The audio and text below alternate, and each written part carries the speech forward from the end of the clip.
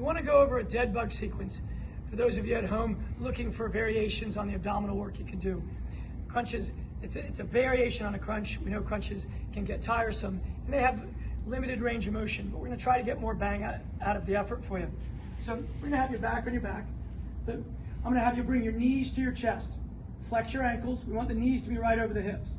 You're going to take two hands, put them on the knees, and create some pressure. You can think of pulling the knees into the hands, pushing the hands into the knees. You'll feel immediate engagement in your midsection. What I want you to do is imagine there's a marshmallow in the small of your back. Crush that marshmallow as you engage. Start at about a 30% effort, but I need you to be breathing smoothly. Good. We rest. We go a second. Let's do a different variation. So now, from this position, I'm going to take 1 foot and reach out. So I'm going to change by reaching that leg. That pelvis has to move a little bit. Trying to keep my marshmallow down.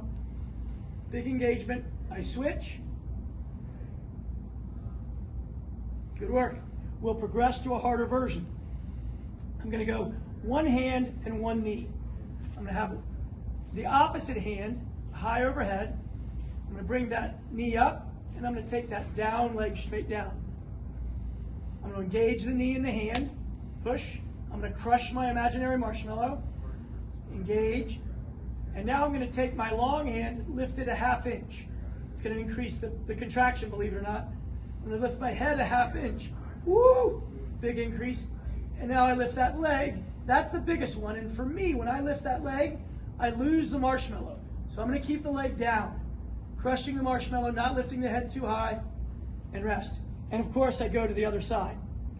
We're going to bring in one more technique just in case that's not hard enough. You can use this breathing technique on any stage or even on your basic crunches that you're doing on your own.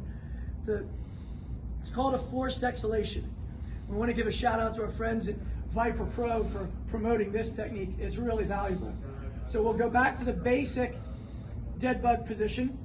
I engage my knees to my hips, flex my ankles because all that tissue connects and engages.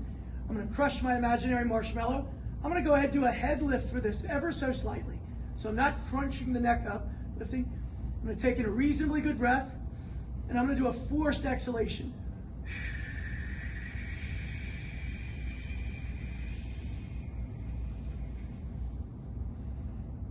Oh, woo! So just imagine I've got a straw, and I'm blowing that air out with a bit of force. But the important thing is getting to that last 2 or 3 seconds when it feels like there's no air in the system, and you're emptying the lungs fully. It recruits deep respiratory muscles that happen to be spinal stabilizers as well. To most of us, all we're going to feel is more ab work, but it gets that recruitment that can only happen in that sort of exertion. Doing that at the beginning of your workout actually sets up better stabilization for the rest of your workout as you go through. That breathing technique can be used on a lot of exercises, but most commonly used in a simple crunch, or in this case, dead bugs. So remember the imaginary marshmallow, crush it. Small lifts of the head and arms on the different variations, and you'll start with moderate contractions and then build to bigger squeezes as you like, but always keeping the air flowing.